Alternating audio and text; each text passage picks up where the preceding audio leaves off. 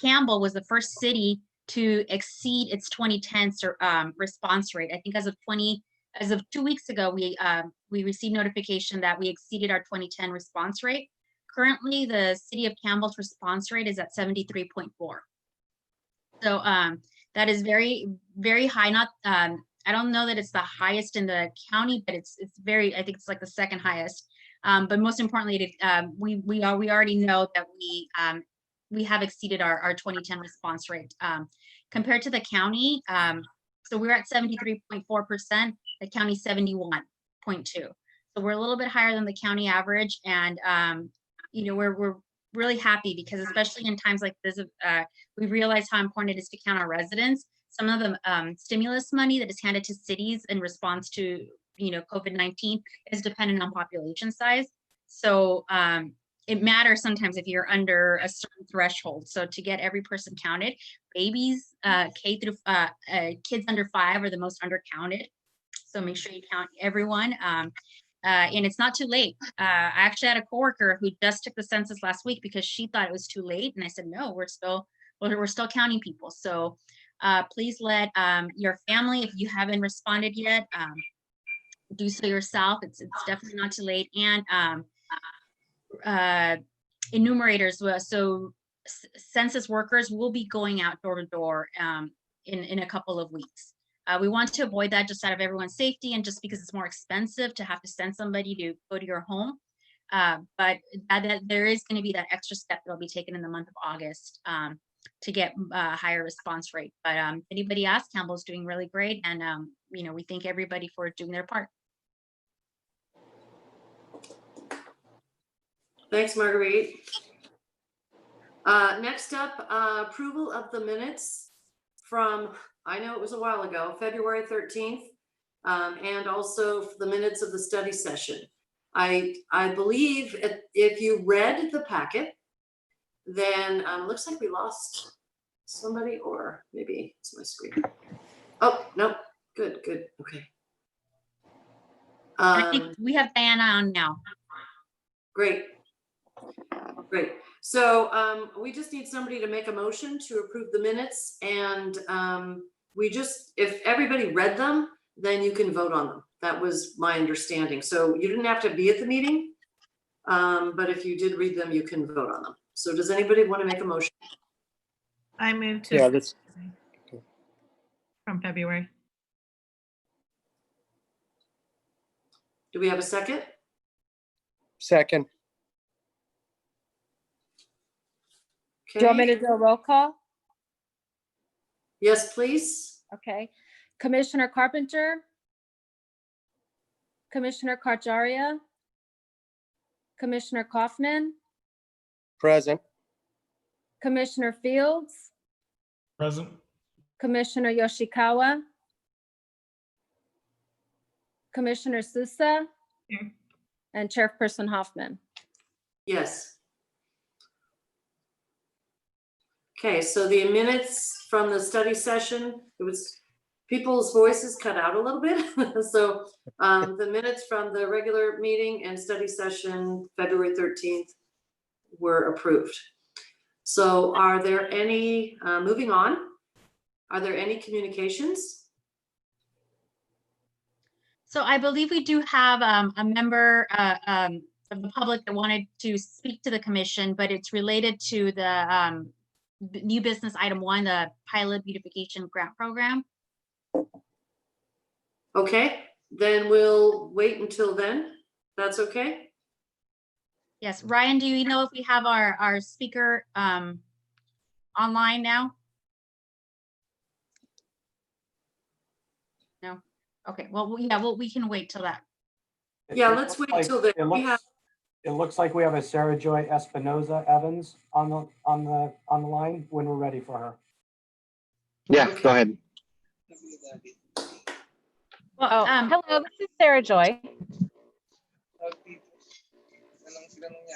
Hi. Can you hear me? Yes, we can hear you. Okay. I'm camping, so my internet is a little bit spotty.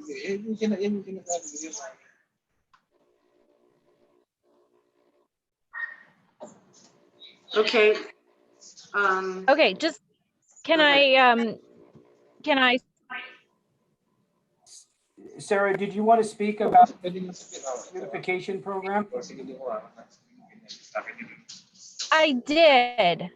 Okay, so Um, we're not quite to so, that, we're not quite to that agenda item yet, Sarah. So we're going to mute you just for a few minutes and then we'll call upon you to get to that item. Right? okay, I can wait for the first agenda. Thank you. Ryan, can you mute her for the time being? Okay, and I see that Commissioner Yoshikawa just joined, I believe. Oh, what's up, buddy? Oh, what's up, sweetie? Hi, sorry, I had the wrong time on my calendar. It's okay, we haven't gotten too far yet. It always takes a little while to get started on these. Any oral requests that aren't related to an agenda item? Okay, then let's get the reports from the representatives and we'll start with Carrie Perkins from the museum. Okay. Go. Sorry. Thank you for having me or viewing me. That's always fun. I will say, you know, of course, none of us expected the pandemic, but from a museum perspective and a historian perspective, it's kind of exciting to collect. So one of the things we are presently working on is making sure that we keep a digital archive of whether it's city meetings or happenings regarding the economy, COVID testing, as well as the social justice protests that are happening throughout the city and throughout Santa Clara Valley.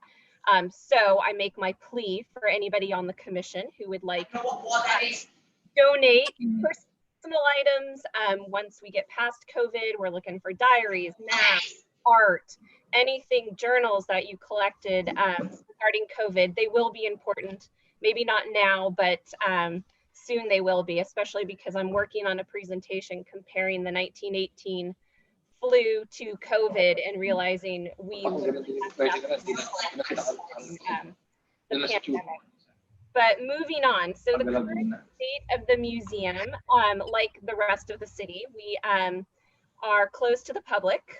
We will remain closed for a while. And like the rest of the city, we did have to let go of all of our full-time staff, which consisted of 12 members who all have institutional knowledge. So it's really hard to let 12 staff people go. So currently we're a staff of 2.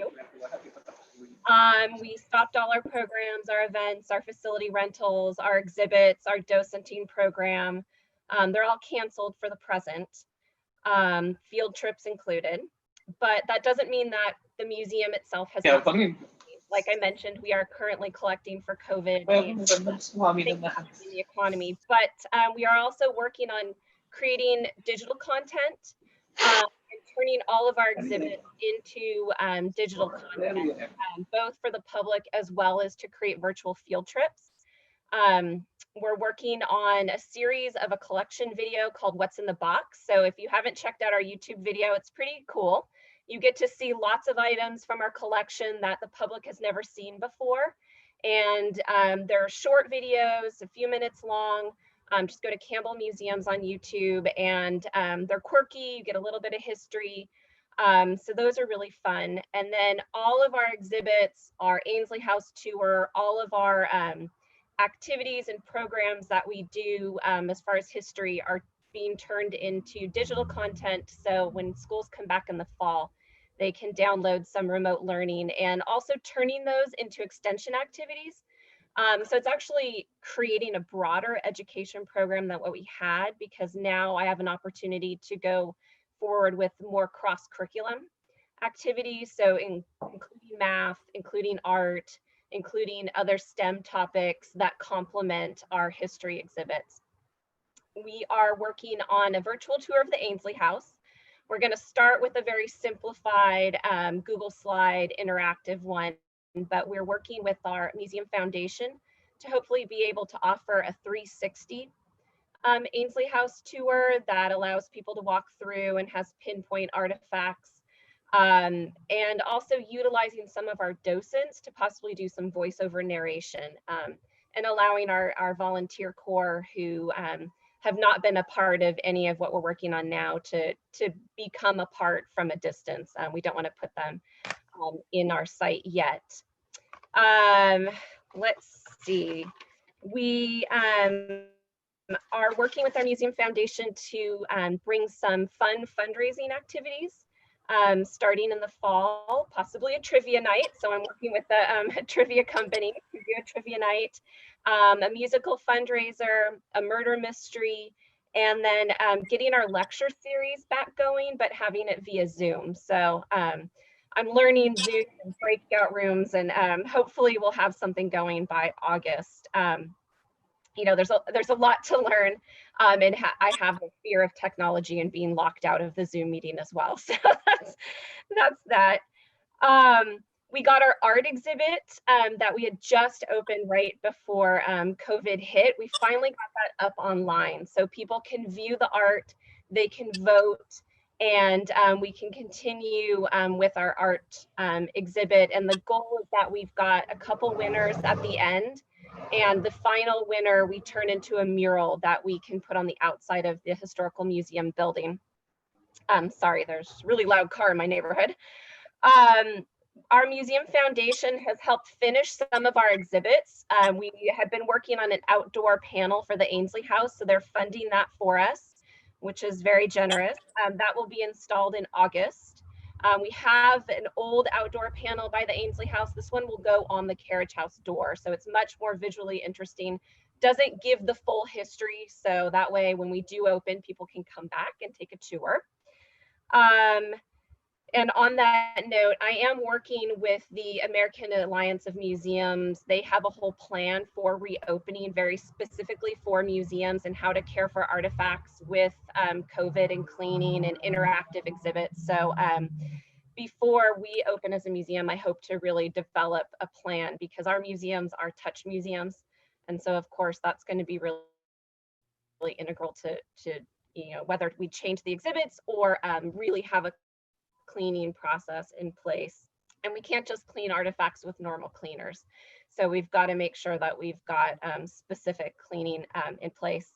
On cleaning, myself and the other staff person, our museum collection specialist, are now cleaning the Ainsley House.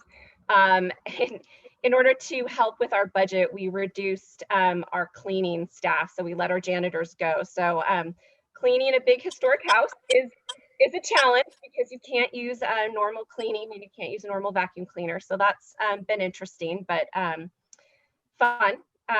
Allows us to clean a little bit better than the cleaners did. We have new UV film that is going to be installed next week. It's the funding from our museum foundation on the new glass doors on the historical museum. So that'll help protect the artifacts. We've had to kind of block some of our artifacts are on loan, even though they're not being seen by the public. UV light is coming in and damaging them.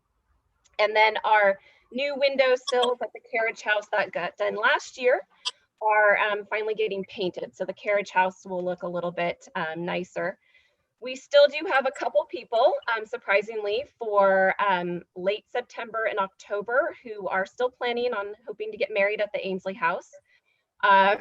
I canceled everybody else for this summer and moved 5 people to 2021, but you know, the 2 holdouts, I think they're going to end up either asking for a refund or moving their date to 2021, but we all agreed we'd wait till end of August and see where the county stood with gatherings. And then we are actively booking.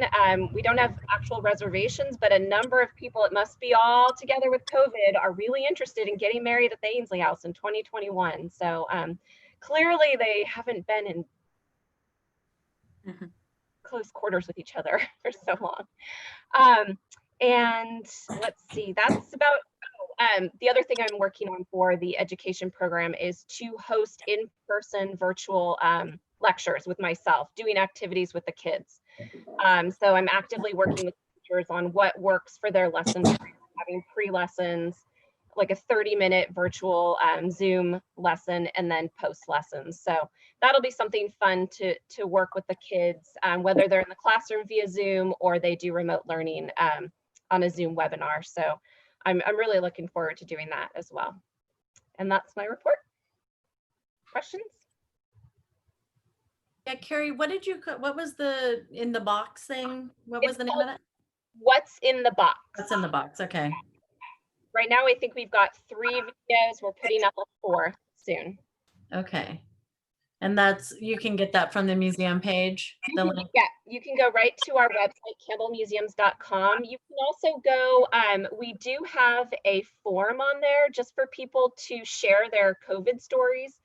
And that can be constantly shared. And we have some high school kids who have filled out some forms. We have some people who have donated their artwork. We have one cartoonist, really interesting, who has donated some cartoons just based on COVID. And we're going to put something up also about collecting responses in terms of where the community is at for social justice reform and what the interest in the community in terms of going forward, just so we have for our own digital collection, those reflections as well. So Carrie, do you need help cleaning the house, or do you need any help from volunteers? Is there anything we can do for you guys? I do appreciate that. I really do.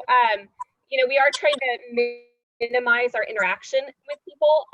So it might get to a point if myself and Anna are overwhelmed with other projects and tasks that we do put it out there. You know, and it's something that can be done in the day. You know, there's daily cleaning, there's weekly cleaning and monthly cleaning. One of the, I think the hardest hit area though is our garden, because our volunteer gardeners are all actually 75 plus, and they just have understandably not been coming. And though Public Works have been doing a great job weeding and tending to the turf, flowers and the plants were all cared for by the volunteer gardeners. So we've had a lot of issues with dead plants and flowers. And should we have weddings or even one in October or a gathering, the garden does look like it's in need of some rehabilitation. So that might be where we put out a call for some help in terms of just, you know, cutting back on plants and doing some serious kind of landscaping. But thank you. Keep it in mind. I actually know a couple of people who would be amazing at that. Great. So definitely let us know.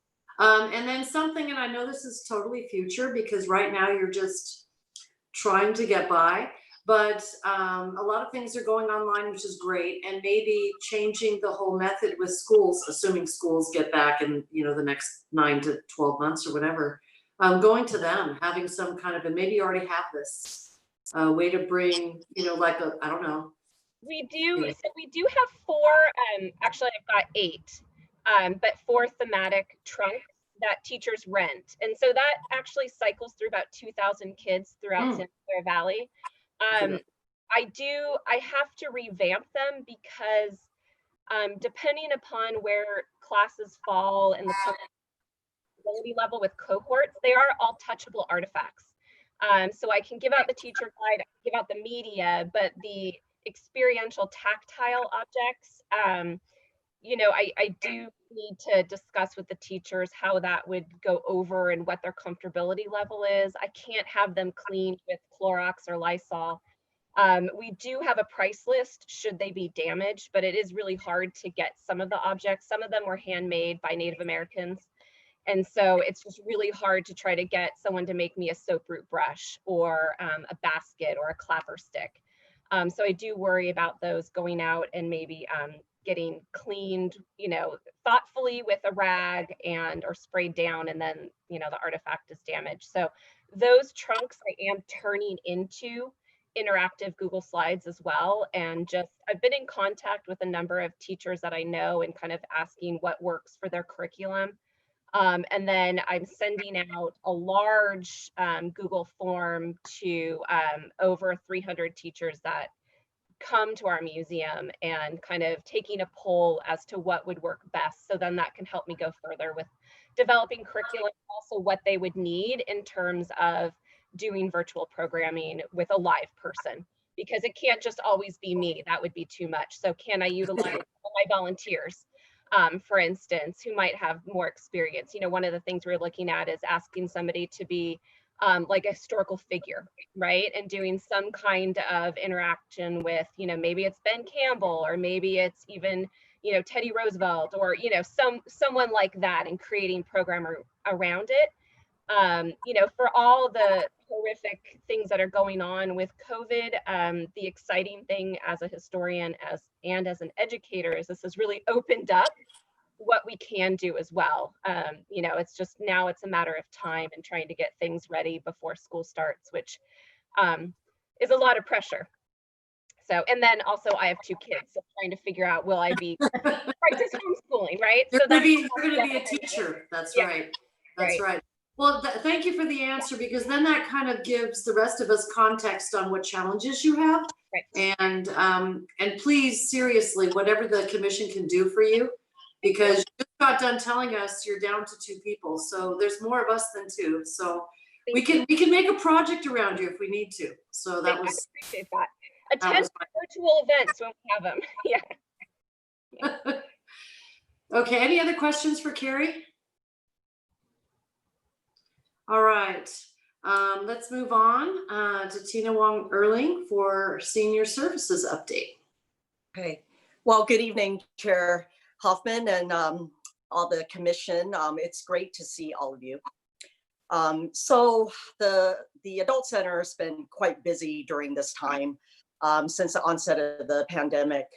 The senior nutrition program for the past 3 months has been serving about over twice the amount of the meals that we were serving pre-COVID, which is roughly 130 meals via walk-up and also by home deliveries from the Rotary Club of Campbell volunteers. I want to take this opportunity to thank Commissioner Hoffman, Chair Hoffman, and Commissioner Souza. All of you made a huge, just an enormous difference in the lives of seniors and their families. So I thank you. At the same time, we also have been providing deliveries. We coordinated brown bag home deliveries via volunteers from the Campbell CERTs and the Campbell Downtown Support Network.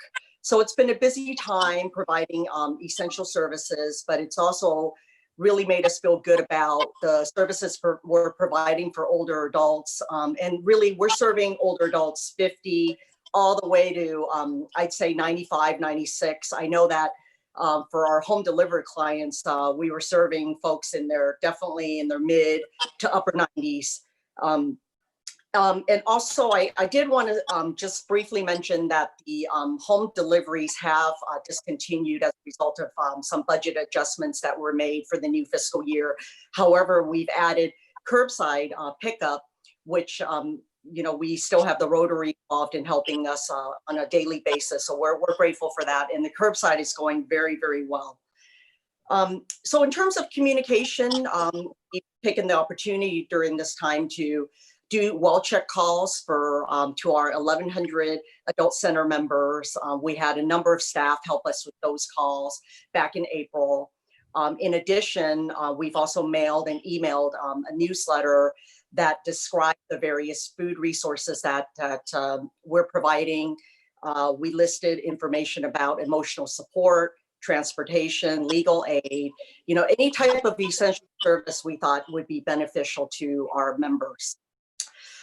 So what we're looking forward, we're now planning virtual recreation classes and activities on the city website. The Adult Center has its own website offering virtual activities that stimulate the mind, offering virtual travel, fitness, and even a little humor. This is one way that we're staying connected with our members. We've also started offering virtual classes this month in July. These classes include Forever Young, which is a low impact exercise class, yoga Pilates, and even line dance launched this week. We are planning to offer sketching and drawing in August. So we're looking at really offering these classes virtually, and the interest is there because a lot of these activities are full. I also wanted to mention we started because the outdoor pool was permitted to open. We are offering aqua aerobics, water aerobics rather, and that's completely filled with a very, very lengthy wait list. Lastly, some of you may remember that back in April, we were scheduled to host the 10th annual Milestone Caregivers Count Conference in the banquet hall. Well, the pandemic changed that, but we've pivoted and we're now offering a virtual Caregivers Count Conference. It will be a 4-part series offered on Saturday, starting Saturday, September 12th, and it will end on Saturday, October 3rd. It will be free, so it'll be considered a community benefit, but we are requiring registration so that we know how many to plan for in terms of our the new Zoom account that we're purchasing. Topics will include emotional well-being, paying for care, technology tools, reducing stress, and dealing with parents and resistance. So I think these are, very, very relevant to the times. As we finalize the flyer, I'll be emailing the commission more information about registration. If you could help us promote this, we may even get a higher attendance than we have in the past when it's been in person at the banquet hall. So that concludes my report. Do you have any questions about any of these activities or any suggestions for us? Yeah, Tina, for the Caregivers Summit, like you said, is broken into 4 parts now. And how long are they 1-hour sessions or 2? How long are those sessions? The online. So roughly the speakers are about an hour and a half, and we're going to allow 2 hours so that we can actually share some resources with caregivers and also take some questions and answers. So it'll be at the max 2 hours for each of the sessions. That way, I think it's a little bit more manageable for caregivers. That's true. Thank you. Okay, thanks, Tina. Any other questions? Okay, well, I am very happy that the city is supporting continued lunches for everyone so that we can do the curbside, because that's really thanks to the city council so that we got that into the budget. So Yeah, they were very supportive of that program in supporting the community. And that's one of those special needs that isn't a big dollar amount, but certainly has big impact. Yes, most definitely. Thank you all for your on support. I'll make the same offer. One of the things we're doing today is looking at our projects for the upcoming year. So if there's something that would be useful, that you could use something from our group, let us know and we can add that as a project. And I'd like the other commissioners to consider, what could we do with the seniors given the shelter in place? And the seniors are going to be the last folks out more than just a bit. So I don't know, maybe some education with them and teaching them how to use Zoom. I don't know.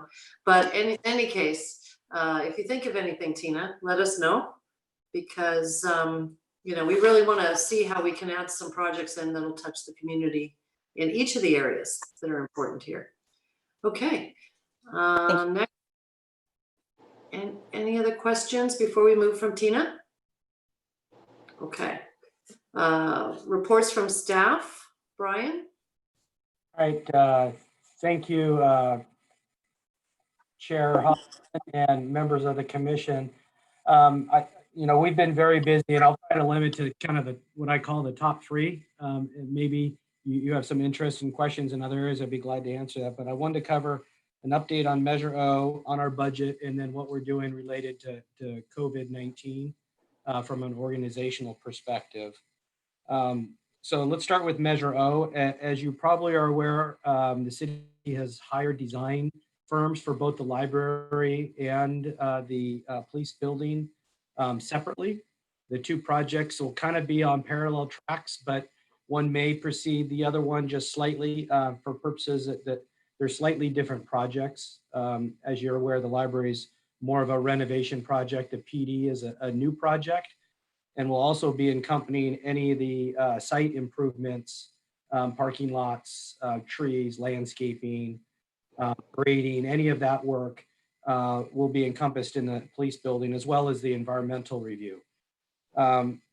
From last Tuesday evening, our council met the designers in a kickoff meeting for both of those and provided their vision for those. And then probably as important is our next council meeting on July 21st, where our council will be considering a property tax assessment that supports the debt service for the bonds. And they'll also be considering issuing our first series of bonds somewhere between $5 and $20 million. Just to refresh everyone's memory, Measure O was a bond measure that authorized the sale of up to 50 million in bonds. And the way that that's secured is through property tax assessments that we would be doing annually on the property owners of the city of Campbell. So every year we, as a council, will go through a process to reassess those property taxes to support that. And then, like I said, we will also be issuing authority to issue the first series of bonds. We anticipate probably 2 series, maybe 3, where you issue different sized bonds to get you through the next year, 2 years, 3 years. And then we'd issue a next series that would encompass the next period of time. And we anticipate this project to be going for the next 3 to 4, maybe 5 years. So that's the reason that we're anticipating 2 bond sales with that. And then as another piece of that, the council has been discussing with staff the appropriate process. So probably first and foremost in your mind, Carol and others, is what can we do as a commission on Measure O, and what can our involvement be? And that's a discussion the council's having. You know, what processes do we want to go through? Where are the input points? I'm sure there will be a role for the CIC in that somewhere, but we haven't quite got there yet. So if you're patient with us, I'm sure council will get that and provide some direction on that project. Related to the city's budget, the city, as you know, operates on an annual fiscal year of July 1 to June 30th.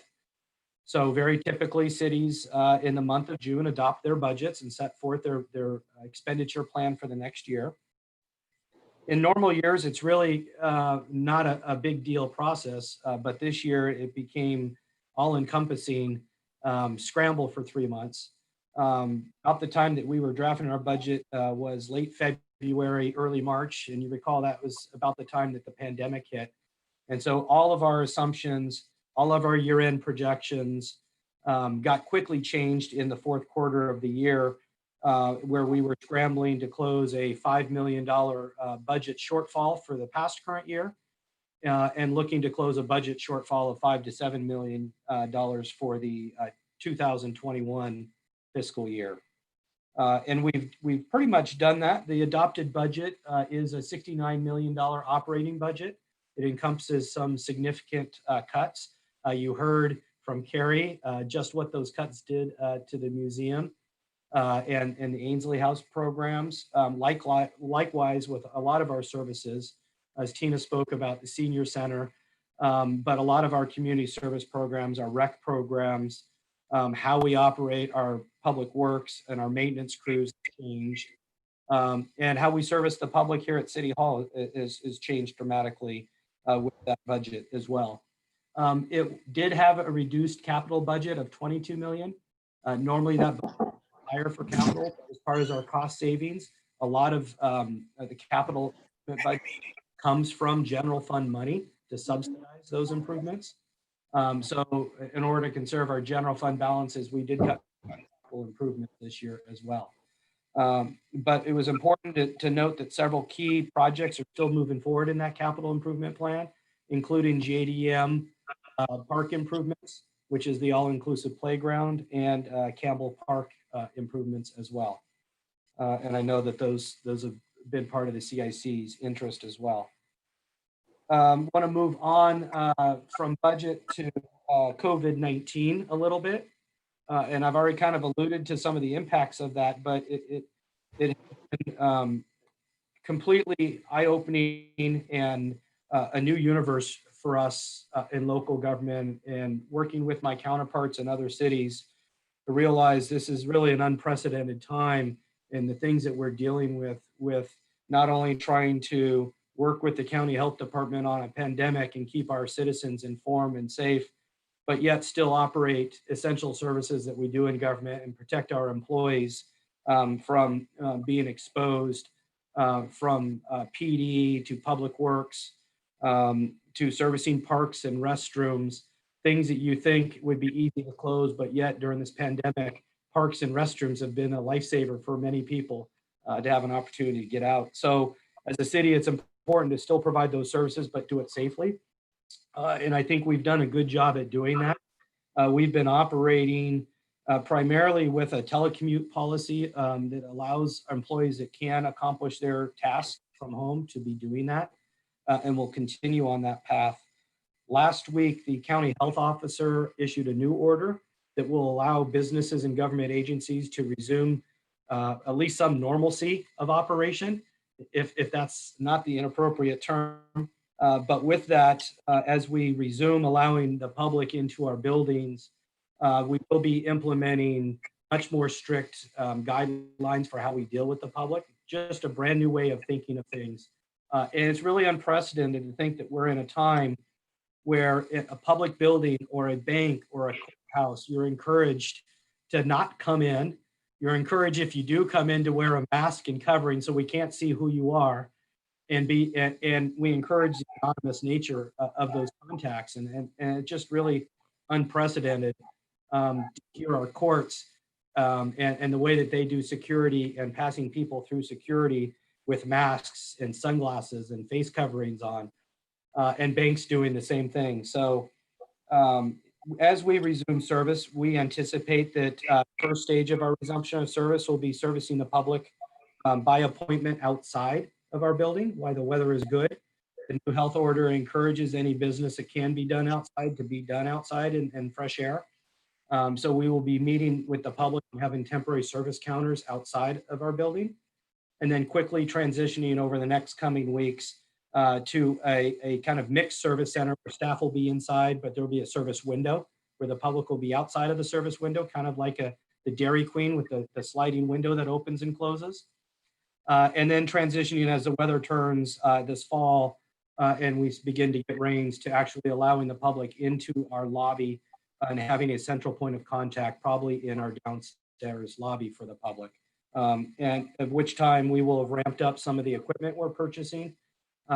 We are purchasing disinfecting appliances that will allow us quickly, both through an ultrasonic and through other mechanisms, disinfect a room within 15-20 minutes instead of having to spray surfaces down.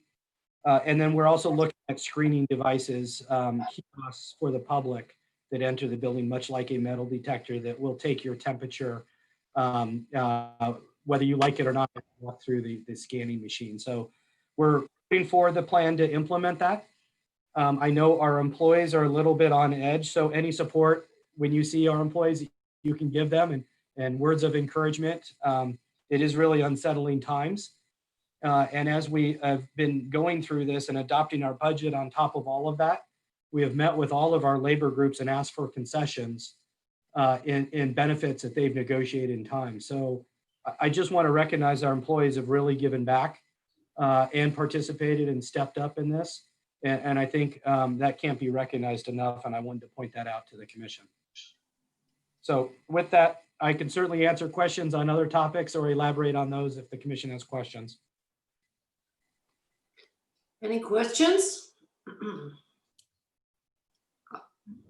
Okay, I have one question. I'm not sure if other folks are want to know more about it, but just our small businesses and the changes that are going to come on Monday, and what can we do on our side, maybe, or what can we expect to see? Somebody may come and ask us. So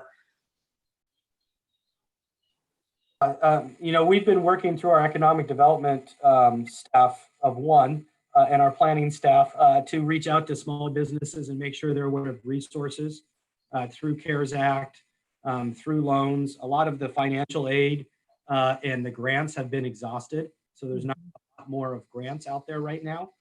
But we are trying to connect businesses both through the chamber and through DCBA and through other resources on some of the things that are available to them through state and federal funds. And also in that note, when we speak of small business, I probably should have mentioned that the discussion the council has been having about the downtown. It doesn't directly relate to your question, Carol, on small businesses because it's such a small segment of our business community when we talk about downtown. But one of the things that the council's been talking about is exactly that. How do we kickstart the economy for our businesses? And it's a harder question for businesses throughout the city, but certainly in the downtown, it was easier for the council to come up with some ideas and the public support idea for some temporary closures of our downtown streets to allow some of the businesses to expand further. If you've been downtown, you see a lot of the businesses have expanded their dining to the sidewalk. The council's interested in allowing them to expand that further into our streets. And so what we'll be implementing in the next couple weeks is a closure plan that will close Campbell Avenue from the railroad tracks to 3rd Street, leaving open the side streets at Grant, 1st and 2nd Street for traffic to be able to travel north and south. And we're purchasing fillable barricades to do that. It's kind of a pilot program. In some cities, it's really jump-started their businesses. In other cities, we've heard it really hasn't made much of a difference. So to your question, Carol, I think the council's interested in finding ways to just try something new. And maybe it doesn't work and maybe it does. But that's the kind of thought process we're going through is let's try it. If it's not a large expenditure, these barricades are about $10,000. We'll use them in other instances when we have farmers market and other things. So let's try it and see. And if there's ideas for other activities for other small businesses, I think council's more than open to consider those as well. Thank you. Does anybody else have questions for Brian before we move on? I just wanted to thank Brian for that and just tell him how what a great idea I think that is too. I've talked to people in other cities and whatnot, and with Campbell being so popular, and you can see on any given night there's plenty of people utilizing the few tables that are outside. So Campbell's a place that people love to come and dine al fresco, and so if I really love that idea. I think that would be really beneficial to the restaurants and hopefully even get some more foot traffic for some of the other retail spots as well. I don't know if it would be better or worse, but like you said, it's worth a try and see what happens. But I suspect that Campbell will be completely packed with people. Hopefully not too packed. Hopefully it's safe. But thanks. Thank you. Okay, any other questions or comments? All right, I can't see everybody the way everything's set up, so if for some reason you need to say something and I just say something because I can't see everybody. Okay, next up, we'll go to new business now, and we have a few items on that list. The first one is the pilot beautification grant program. So an update on that. And then if Sarah Joy is still on, but let's get an update on where that stands, as everybody may not know the current, go ahead, Brian. All right. So this is a program that the CIC Commission has done for a few years now. And this year, I know it got delayed a little bit because of the pandemic. And as we got further into it, we realized that we were in a significant budget deficit this year. And so there was the need to kind of suspend that funding in that the council was identifying potential use of those funds for COVID-related expenses, such as rental assistance, assistance for small businesses and other things. So we tabled that funding for this year, as the commission's probably aware, we didn't actually make those allocations. And then in the current fiscal year budget that I just spoke about, we did not fund that program for the current year and use that money to supplement some of the other services that we're doing. So for the time being, I know it's in some years it's hard, and we've been out there pounding the pavement trying to do recruitment on this. And it is a pilot program, so perhaps it's worth revisiting at some point.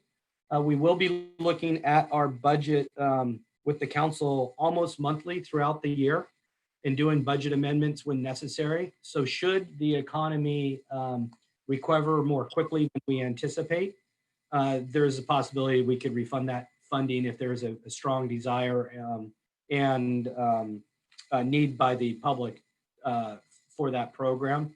But as we stand right now, that program's not funded for the current fiscal year.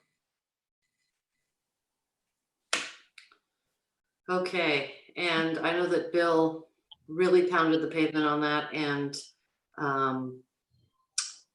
we had some great applicants. But what we'll do is, we'll keep them on hand. And I think that Sarah Joy wanted to speak. This is the right time for her, I believe. Go ahead. Hi, this is Sarah Joy Espinosa. Can you hear me? Yep. Hi, Sarah. We can hear you. Okay. So I know all of you, or almost all of you. I met you in 2017 when I did another mural project that was partially funded by a beautification grant, but I had a different last name. So I got married last year, so now I'm no longer Sarah Joy Cabana. I'm Sarah Joy Espinosa Evans, but same person. And so what I want to share is, as an artist, it's not surprising to me at all when any kind of arts programs get cut. That's a very common kind of response in times of budget crises. I was disappointed to hear that, even before there was a meeting to vote or anything else, that the whole program was wiped out. But not surprised. So why I logged into this meeting is because I would like to just keep a dialogue to kind of come up with ideas on how we can still see public art happen, even in times of, kind of an unstable economy. So my vision that I had when I applied for the grant was actually to create like a mural alley. That for no better term, on 4th Street. So I already created one mural. I don't know if is it facing west on 4th? And then I was going to do the second one facing east. So people entering downtown Campbell and then also leaving downtown Campbell would see it, and then it would catch the eye. And my real goal was to create a tourist attraction, to be honest. And not necessarily like a tourist attraction like Winchester Mystery House caliber, but I was actually surprised with the mural that was created 3 years ago in 2017, when there was still a little bit of grant money available, just the tremendous response that it got, and then how it was popping up on social media, even in, Southern California and, all throughout California. People were taking photos and posting it, and it was really kind of making, downtown Campbell have a name, at least in, social media and, online platforms. So, I think my original request for the grant was 3,200, which again, I understand if the city budget is running short, but I'm wondering if perhaps there could be a matching grant. If the city, not the city, if the neighborhood, if residents of Campbell, maybe business owners, contributed a certain amount, and then perhaps the commission could contribute another sort. And so it's more of a community project and not necessarily, the funding either being there or not being there. So this is why I'm kind of bringing it to you, because there's still a desire for the mural to happen for sure, from myself and the local businesses.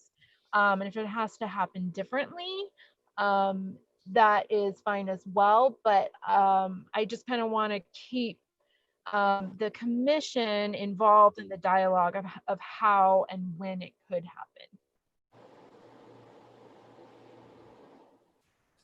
Sarah, Sarah Joy, thank you for coming and reminding us how important that the art is, especially in these times. And we've been creative in the past. So this is something that we're going to talk about our, 2010, 2021 kind of plans. So remind me again, the cost is how much? 3,200. What does that cover? Yeah, so that was my kind of basic estimation just based on the square footage. So I was proposing doing a mural at the same square footage as the one on the other side of 4th Street, which would be 320 square feet.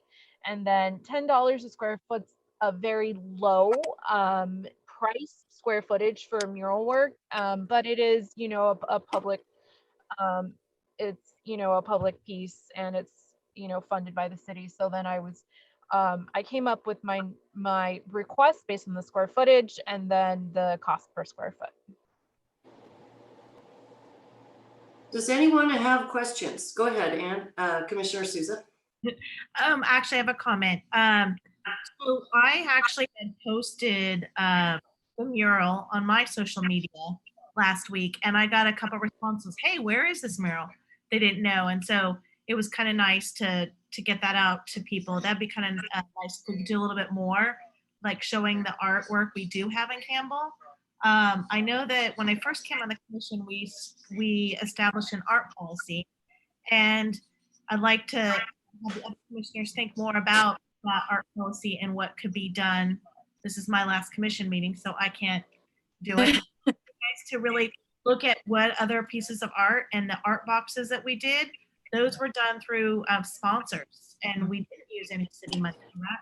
So maybe that is something. I like how raise money somewhere else, not use the city money for it, and really think about part of the civic improvements duties or jobs or responsibility is the beautification of the city, and it'd be nice to have more art in the city, especially during this time when it's just something to look forward to.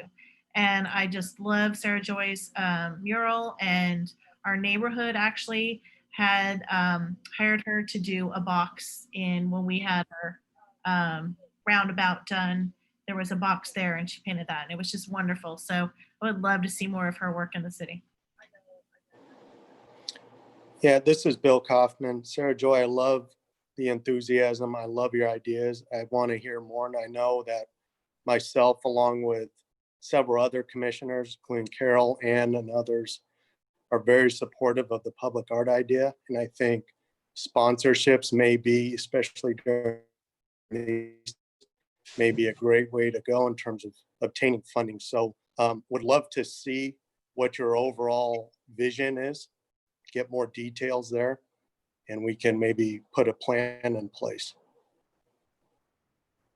And Commissioner, I don't know if you can see me. I don't think you can. No. But it's fine.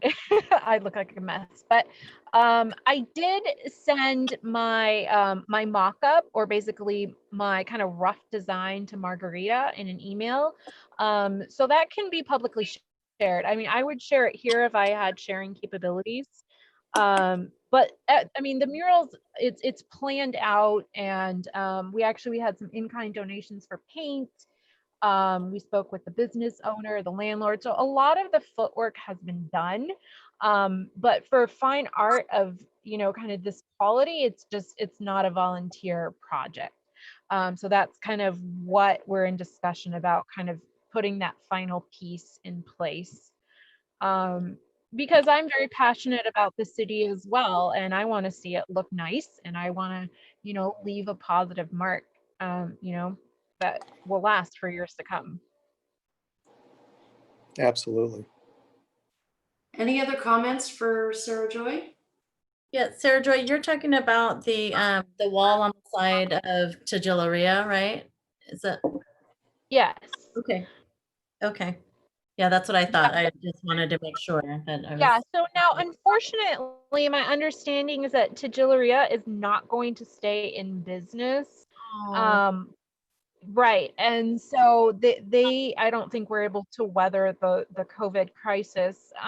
But to me, that puts an even more of a responsibility that there is, new people coming into downtown, and there is, reasons why people want to come by and stop at the restaurants, and, just kind of more, to kind of create some stimulus, I guess, or kind of create some more life in that area. So it's not just, survival anymore. There's like kind of a sense of hope and looking towards the future, and just knowing that we can kind of weather the storm. yeah. That's a great idea. And I think the nice thing that we have is we already have a model that's been very successful with with the art boxes. So, it's a lot easier to leverage something that's already been used and successful. So I think that's a great opportunity for us. Well, the art boxes, I actually, even though I'm a full-time artist, I mean, I'm not a hobbyist. I'm I'm quite experienced. I applied 3 times for an art box in downtown Campbell and was turned down. So I don't know if that's a model I want to follow. So, But I did do the one for Anne. I did the one for Anne. And we did get funding. I mean, we did get the sponsorship and funding. Yeah, I'm sure it sure wasn't perfect, but so Sarah Joy, I was actually part of the Art Box project, and I'm also on the beautification committee. So the beautification committee, given everything that's gone on, it's wonderful to have a contact like you. We also have a contact with the Artists Guild, and maybe finding a way to bring things together, making this kind of a project that would be ongoing as the art boxes were, and finding ways to get it Right. sponsored.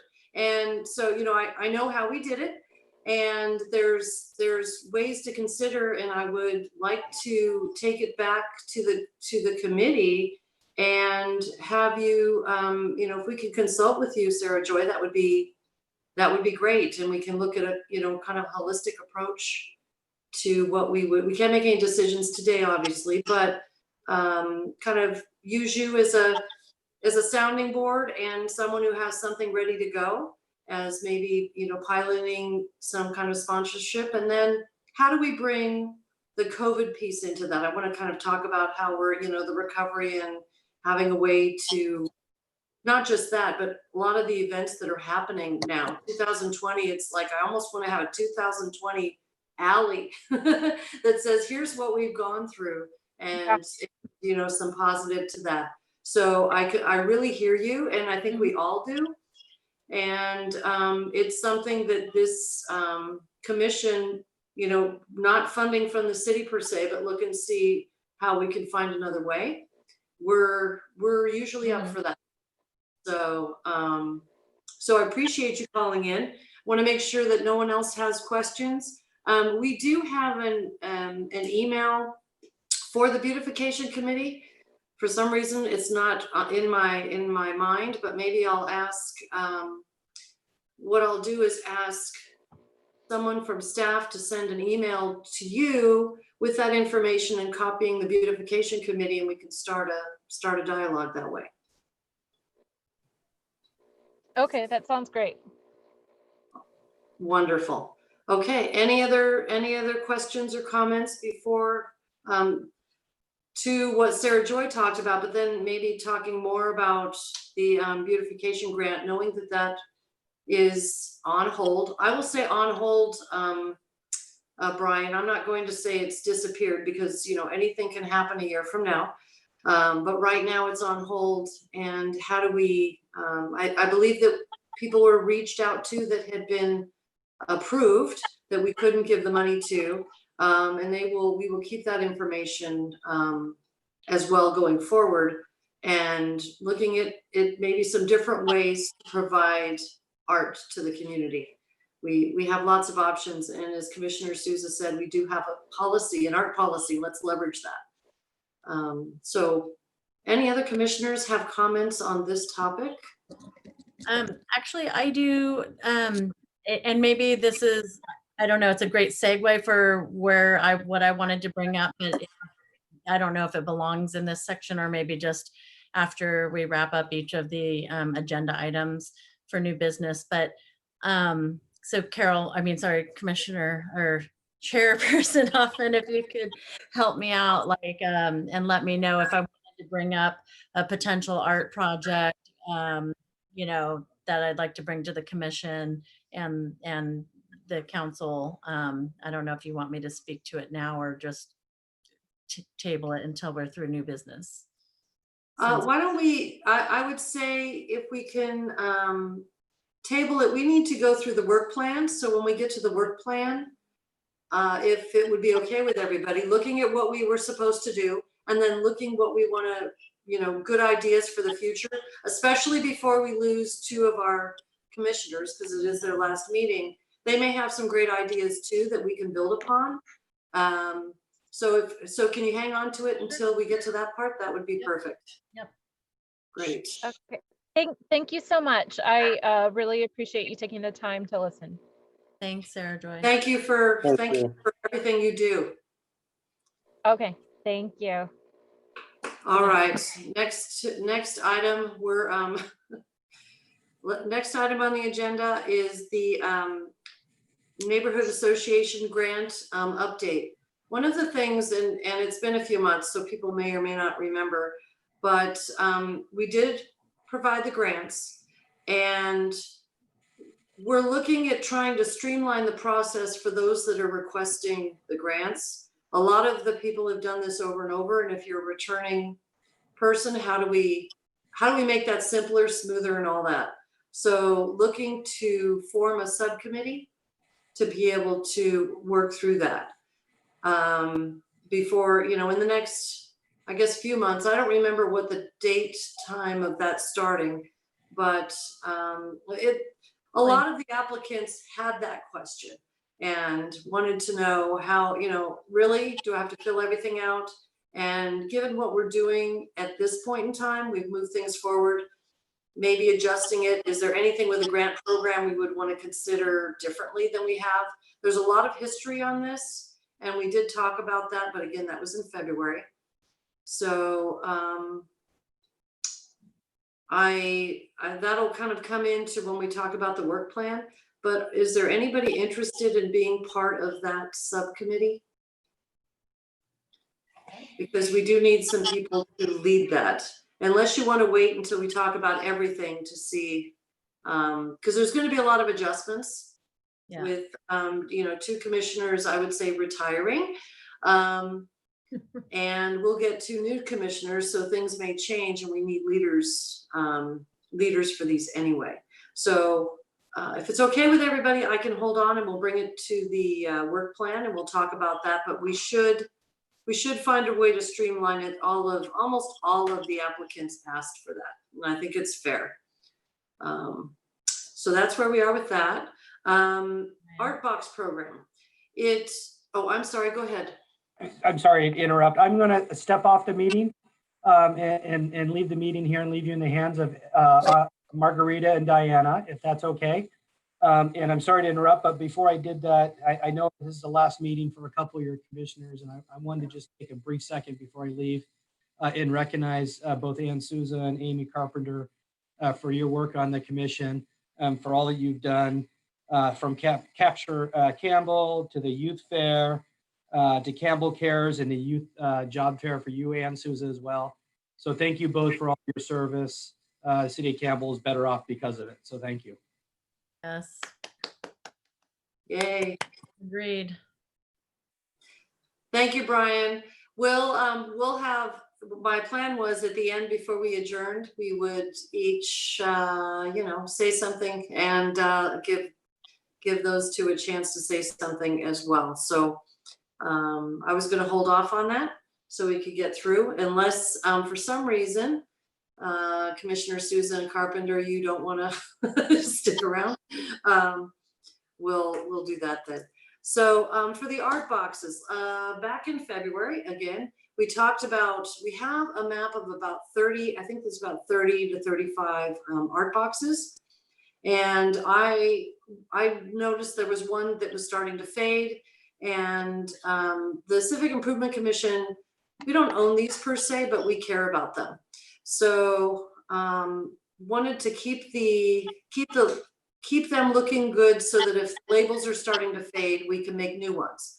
So I just got the labels from Alan Zisser, who had done all these. And he also gave some information. We're going to update the web page. There's a web page associated with this with the city. So we found it. It was offline for some reason. It's back. So we'll get that in there. We're going to put a map up and we'll update that web page to be current to where we are. We have 3 or 4 documents to show what art boxes were done when.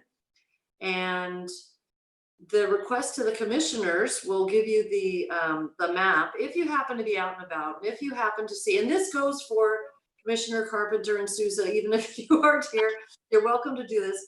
Tell your friends, if somebody sees an art box and it's like, oh wow, that's really faded, get it back to the commission and we'll get a new label for it. So we'll figure out how to do that. So I have all the information now, which I will share with the city people, because all of us aren't always going to be on this commission, and this way we keep some continuity. Because I had an interesting question from somebody. They wanted to do art boxes where they are, and they said, so how often do you rotate the art on these art boxes? And I thought, well, we weren't planning on it. These were supposed to be, solid for 5-10 years, for a long time. So we hadn't planned on it, which then also gave me an idea that Sarah Joy kind of brought up. Do we want to find a place for rotating art? That's something else we can talk about. So anyway, that's where we stand with the art boxes. You see things. I've got them. I'll give them to Diana as well. And, the city might be able to print them out. Yes. I have a suggestion. Possibly if on our website, maybe we can have some sort of a contact number if there's graffiti or if there's fading, or where someone can report something that they're seeing and related to the art boxes that we can fix or attend to. Great. I don't know if that would be an idea that the commission would like to do. We can certainly do that and post or the city manager's website on that page. That's a great idea. Yeah, it's a great idea. And it's probably going to be a city number, not one of ours. No, that's what I meant. Yeah. Yeah, that's a great idea. And then that way we can have the whole public looking out for it. That's great. Okay, so that was closing on that. And then the next item is canceling August meeting. Now I know we haven't had a meeting since February. I get that. We weren't going to have a meeting in August because it's summertime, and whether anybody goes anywhere or not, we were planning to cancel that meeting and then kind of resume in September, on whatever projects we decide on. That's why today's meeting is so important. It's kind of a pivotal meeting. So that was the plan, to cancel that meeting. Do we need to change that for any reason, or do we need to take a vote on that? I'm thinking the answer is yes. Yes. Yeah. Yes. So I would need someone to make a motion. I move that we cancel the August meeting. Do I have a I'll second? take- Second. I'll take roll call. Commissioner Carpenter, Aye. Commissioner Kajaria, Commissioner Kaufman, Yes. Commissioner Fields, Yes. Commissioner Yoshikawa. I could see her. Commissioner Sousa. Yes. And Chairperson Hoffman. Yes. Okay. All right. So the next item, and I forgot to ask about this in advance, and I hope there's somebody on the phone who could do that. Is there a way to have somebody put up the work plan so that we can all see what we're Yeah. talking about? We can just share a screen if somebody has it up on their email handy or. Well, I think it needs to happen. Is Cecile? Cecil. on- Sorry. Ryan, I think Ryan's helping us. Okay. I think it needs to happen on. I think it needs to happen on the city side, right? I don't, Ryan, can anyone share a screen? I'm gonna test something. Do you guys see artwork up right now? Yes. Yeah, so Yeah. I shared my screen. Anyone can share their screen. Okay. I don't have my apparatus isn't set up with this information on it, so I can't share this. I'm pulling it up. Great. It would be best to share it because then we can go through kind of the old work plan and then talk about, because I think that most of the conversation is going to be around what do we want to do, and our subcommittees are going to change dramatically since we're losing two significant people, two significant commissioners. All right. Bear with me. I'm just getting to the right page on the packet. Okay. In the meantime, let me. Is it okay if while you're getting things together? I don't know if I can take out of order, so I don't. Because I really wanted to talk about Capture Campbell. Oh, you can certainly take items out of order. That is your choice. So what I wanted to do, because Capture Campbell's in the work plan as you're getting it up, but I wanted to get thoughts from Commissioner Yoshikawa. Yeah, so what we had figured with early on with COVID is the subcommittee had a brief discussion that, you know, we would postpone it and probably cancel it for this year. So I haven't heard, you know, anything contrary to that. So I think the best thing to do, since it is July already, I mean, there's still a little time, but since there really hasn't been much relief and let up with pandemic stuff, I think it's probably just best to cancel it for this year. And Commissioner Carpenter, if you have any feelings on that otherwise, or anything to add, please jump in. But I think we'll just cancel it for this year and see what happens over the next 6 to 8 months and reassess for next year. Okay. Currently you're going to be, after this meeting, a committee of one. So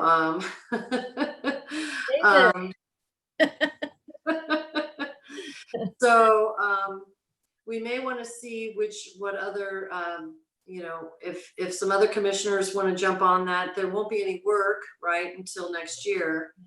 Yeah. If somebody's interested in the photo contest, working with Commissioner Yoshikawa, who's got this down to a science, I would encourage that if somebody wants to jump on that.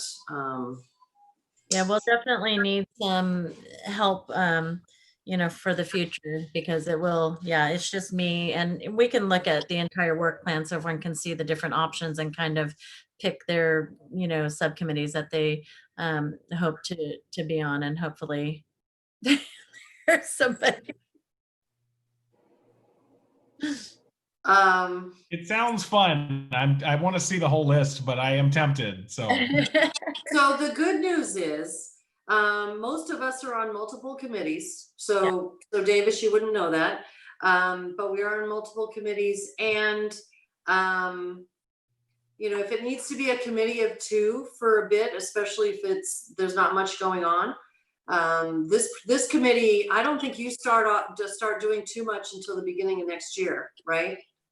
Yeah, no, we don't, assuming, let's just assume for argument's sake in this discussion that we will hold it next year. We don't even start kind of pounding the pavement until February, roughly. And then we kind of put out feelers for sponsors and sponsorship and things like that, fundraise a little bit and for the prize money and getting those things together. But usually it typically kicks off in April and goes through September. This is probably a good time also to think about those dates if we want to do that. There was some discussion just for, review that it spans over like seniors that are graduating, if they're a senior and they turn 18 in the summer and they've submitted a project or a photo for the contest in April, May, or June, then they're still eligible. And a lot of them are away at college when we have the award ceremony, when the contest wraps. So we've talked about potentially modifying that, or at least having a discussion about it. So once we get the new subcommittee together, then, I think we can meet and discuss a few of those things, but there really won't be anything to do until February at the earliest. Besides maybe a quick phone conversation or something, Okay. Yeah, and given where we stand, we're in July. We have 2 commissioners. We're not going to meet in August. We have 2 commissioners who won't be supporting these. So maybe what we do is decide what we want to do. And we hold finalizing the work plan. We have a discussion this meeting and draft it for 2021. And then maybe next meeting we can finalize it based on whether we have new commissioners or not. I don't know by then. I'm not sure how long all that takes, but that's a thought of mine if that works for everybody else as we go through this. Sounds good. Okay, great. So Okay. if you can share, wonderful. We'll kind of walk through this, and once she does that, I may not be able to see everybody too. All right, can everybody see the work plan? Yes. Okay, so what I was gonna do is kind of talk to where we are.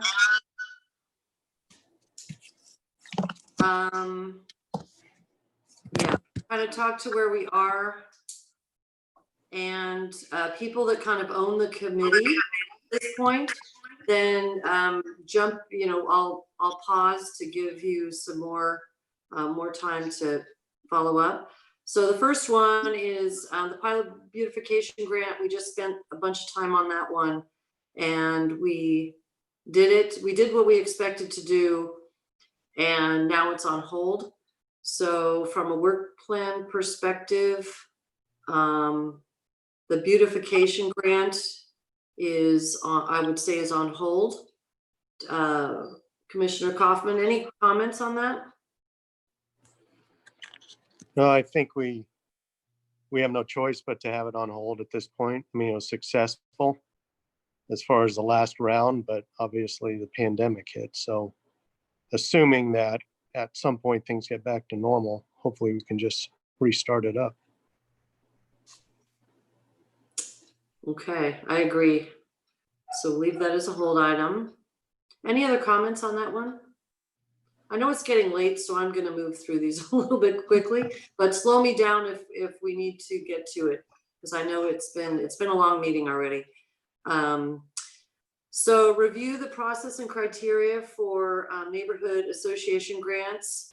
We need to form a subcommittee for this one. This one's new. I'm not sure why that schedule was on there. So that may have been to give out the grants, but we need a subcommittee for this one. I talked about that already. So under subcommittees, we'll add neighborhood association grant update for criteria. We'll figure out who the people are after. We don't have to figure it out today. If it's something you really want to do, say something, say so. And then the next one is Campbell Cares, which I'll let Commissioner Souza talk to that one. We've done a lot in the past with it. We've had a mental health first aid workshop, 2 Talk Saves Lives. We've done 2 community walks, a national walk. I don't see the community walk happening anytime soon. But something you could consider is working with the American Foundation of Suicide Prevention to do online Talk Saves Lives, or they have some programming online. You might want to tie it into seniors. I know that has been brought up to me before. What can we do with the mental health with seniors, also with the pandemic, in shelter in place? You know, there's been a lot going on with that. So you might want to consider what can you do virtually still to continue this program that, you know, still could be a benefit to the community. But there's not a whole lot you can do except for virtually right now. And maybe we look at expanding it, not just mental health, but Campbell Cares in general, you know, bringing mental health as we're feeding the seniors. And so that committee, you know, kind of look at some options of other things to do. We focused it primarily on mental health and suicide. That was the initial focus, and we got a lot out there, and we could probably get more, but we'll need to see who wants to continue this. I mean, I'm more than happy to continue this. I don't want to give it up. Commissioner Souza may want to be part of this as a citizen. I think you're allowed to do so. So any other comments on this one? I had a question on, you know, the Campbell Cares that DCBA has been promoting, and with the like with all of the businesses. Have you guys had any talk about the vision of both of those Campbell Cares? I just was curious if. Yes, actually, as soon as I found out they took the name that we had already used, I contacted Commissioner Souza, and I talked, and I contacted downtown, and it's mostly the chamber. And what we agreed to is that we bring it together. So a lot of theirs was around business. Mm-hmm. And then we talked about Campbell Cares for seniors and families. We were doing food delivery for the school kids. We were doing that as well. So trying to find a way to keep the Campbell Cares going. The Orange Ribbon campaign is going. Yep. So, and I'm a big part of that as well. So maybe this morphs a little bit from purely mental health to community support, and in conjunction with the chamber. So that was a thought too. That's what we kind of started doing, because that's all we had a choice to do. Everything else was taken off the table. So I did talk to them and thought we'd try and bring it together so that, you know, they can say Campbell Cares, and we can say Campbell Cares for seniors, for youth, for art, yeah, for, you know, that kind of thing. And yeah, maybe the mental health component, you know, comes in a different way. I don't know. But I don't, you know, we don't want to lose that, because that's pretty important as well. Yeah. Especially with the seniors and just everything that's going on with the pandemic. You know, we don't want to lose that, I don't think. So that's a good question. Very good question. The answer is yes, but it's just in its infancy. So it would be great. We hadn't met. So whoever decides to be on that committee, we can take it any way that we need to. But a lot of the Campbell Cares may be driven by the pandemic, at least for this year. Yeah. But yes. They also had told me that theirs is probably a short-lived thing. It's not something they plan on continuing doing long-term. It was just to get through the pandemic. That's what they told me as well. But we think the pandemic's going to go for another 6 to 12 months. So it may go longer than I think they thought they'd kind of be done with it by now. But yes, last I talked to the chamber, they thought at least through this year. Yeah. I know that the Campbell Cares for Seniors lunch program will go through this year for sure. So, but Commissioner Souza, you're exactly right. So we're not going to let this go. This was branded. This is important. Just like the art boxes, this is something that we can, the commission can have a legacy for. We should be really proud of this, matter of fact. And Commissioner Souza, I want to thank you. Well, I was going to thank you all across the board, but for this in particular, we had a synergy with this, the two of us, but it brought something different to the commission that we hadn't had before. So brilliant idea, and we want to keep it alive for you, so to speak. So, any other questions around that? Okay, and then number 4 do we do the neighborhood grants at the end of the year? Is that when we do them? I see November to. Yeah, they start the applications up in I believe November. Okay, then that means that the process and streamlining has to happen darn quick. Do we have we budgeted, is the budget been approved for that, or did we hear about any impacts on that from the city? The budget was approved for this. I asked about that. Okay. The only one that was impacted was the beautification grant. Okay. So this is still intact. So so then it's really important, if we're going to streamline and give out applications, we give out the applications in November, correct? That's what, just confirming. And if you're talking, Marguerite, you're on mute. You're still on mute. She's working on it. Double space bar.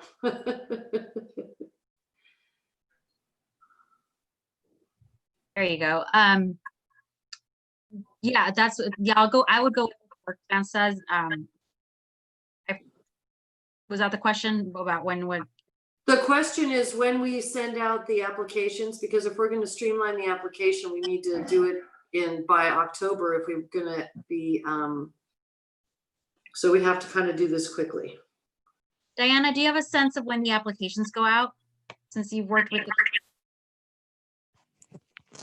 I want to say it was within the period of November and December, somewhere in that time frame. But, there's also no reason why the commission can't adjust it, especially to January. That I think given the past couple months have slowed everybody down and put everybody in a different timeline. If the commission wants to just adjust it by a few months, I think that that's feasible. Yeah, and I think that may make sense for this year. We'll talk about that for sure next time. Maybe the subcommittee could. Yeah, we've got to get a subcommittee. So we may need that subcommittee a little sooner, and then they can, they would do 2 things. They would look at streamlining the application as well as maybe adjusting the time period, because a lot of the neighborhood grants, given the changes, we're not doing the get-togethers, obviously, that we had done. National night out may be national night out at a distance and we'll all be lined up somewhere, I don't know where, or it'll be virtual, right? So, sharing food is not the first thing that during this pandemic groups want to do, because you have to have your mask off to do that. So you're right. I think that's a really good point, and we may need to adjust. So let's get ourselves a subcommittee and then let them help figure out the best way to do this. So I will note that the subcommittee is, we will put the subcommittee discussion on the next agenda, on the September agenda. And if, I was also told by the city clerk that the goal, so we have 2 openings for commissioners and we have 3 applications. The goal is to get the new commissioners appointed at the August 18th meeting. So they would be seated by the September Civic Improvement Commission meeting. Oh, awesome. Okay. I didn't know we put out a request for applicants already. Yeah, the application period closed on July 2nd. Oh. Oh, it's over? Oh, clearly I wasn't paying attention to that. I don't know what was on my mind, but I must have missed that. Well, the good news on that is that some people saw it because we had a pretty good application turnout. Okay, I wasn't aware, so I guess I wasn't aware that the applications would go out before the term out happened, but since both the commissioners said they were not going to reapply, then you could do the application period earlier, I guess. I assume. I think the application is always they do it in July you apply and then they do the interviews in August. Ah, okay. That's correct. Yeah, so they had said if I wanted to, it was due by July 2nd, but I just didn't redo it because I knew it wasn't. Got it. Okay, good. Well, that's good news. I feel better then. We may need to have the neighborhood association grants, though, subcommittee be people that are here right now. Because we may not be able to, at least to get it started, or at least two people. I don't know if there's any reason it can't be a two-person committee. Is there any reason it can't be? No, I mean, it's not by policy or code or anything that nothing dictates the number of commissioners on subcommittees. Okay, well, I'd like folks on the call that are still going to be here to think about that, because it would be good to get that started now. So, okay, let me keep going through. We have the street names. In my history of that, we've only met 3 times in 5 years. and actually this one is only met twice, but my guess is they're not going to need to meet a whole lot, but it's a fun committee to be on, and it's not really hard.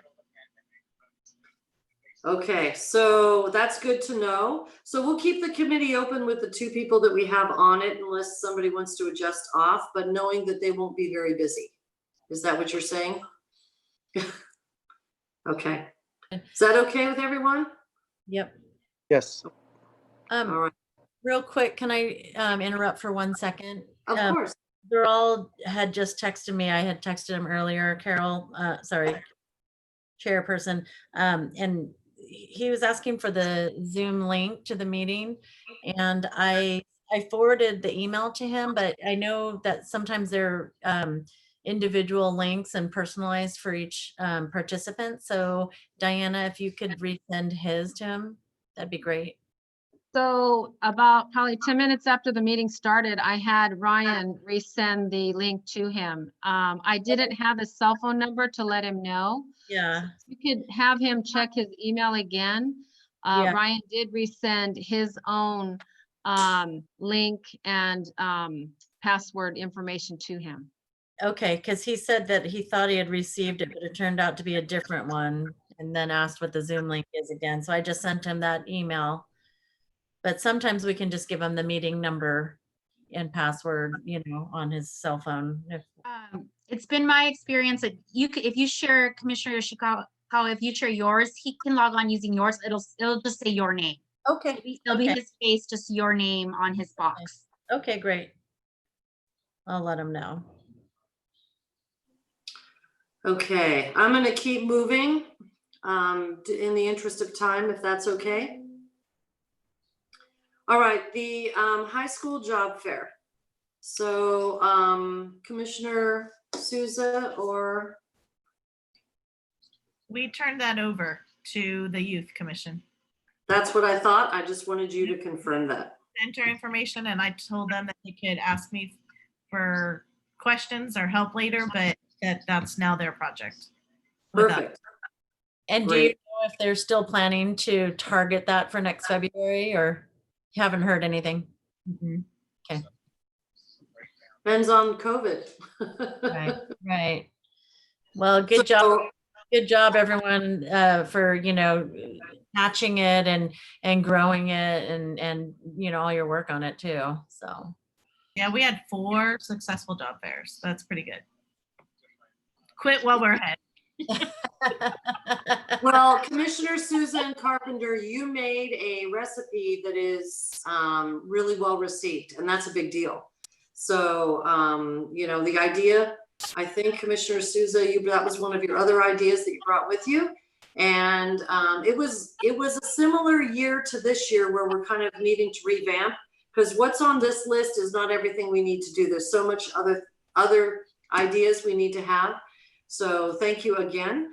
And so that one comes off. And that means that subcommittee would come off as well by nature. And so Capture Campbell, we already talked about. And we will leave that. right now, you know, Commissioner Yoshikawa, and if somebody else wants to join that, we won't worry about closing that subcommittee since we haven't gotten our new folks yet. So I will keep going. Elder abuse awareness.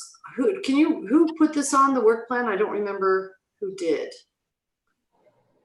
I believe Tina had asked us to look at that. Okay. My thought is at this point, we may be better served working with the community just to keep people afloat and put this on hold for maybe another time. Does anybody have a strong feeling that they want to lead this? Not if we have to fill all the other, I think I would prefer to table it until next year. Okay, I agree. Any concerns? No. Okay. And the other item we have on here is library support, and that's kind of as needed if they need something from us. I would say library support, senior support, museum support, all of those things, if they need something from us, it can be as needed. Yeah. So that we have all three of those. Those are our main groups. Yeah. Museum, library, and then we'll have something separate for art, because I think art needs its own focus. Yeah, maybe we just have like tertiary support for seniors, library, and museums. Mm-hmm. Yeah, we just update number 9 to reflect that. I do know that the library was asking for support in publicizing their curbside pickup. They're pretty active. They would like to be active, and they've heard that not a lot of people know that they're offering that. So we'll have the library provide their report in September. But in the meantime, if you're thinking of a way of how to assist the library, it's just letting people know that there's curbside pickup. If you can send that, is there something, if we go to the library page, or if there's something that you could send to the commission, we can use our social media and email. Of to course. Get the word. Yeah, if you want to send a blurb, then we can post it on Nextdoor and everyone else, wherever you want to personally post that. Yeah, I think the city had done a Nextdoor post, but are you looking at me navigate the webpage? Yeah. Yep. Okay, so you see it right there? Yep. I'll send it, but that's why we created this button here, because they had asked us for more publicity. Okay. Perfect. But I'll go ahead and send it just so you have a direct link. But yeah. Yeah, I also wanted to add that that's been on the mayor's announcements for about the past month. So I'll keep that on there as long as they're doing that, just to remind folks. Yeah.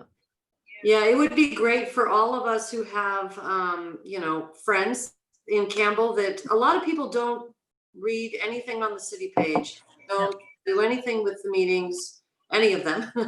So if you know people, and if Nextdoor's already done it, then that's good. Neighborhood associations, getting it through that way. But,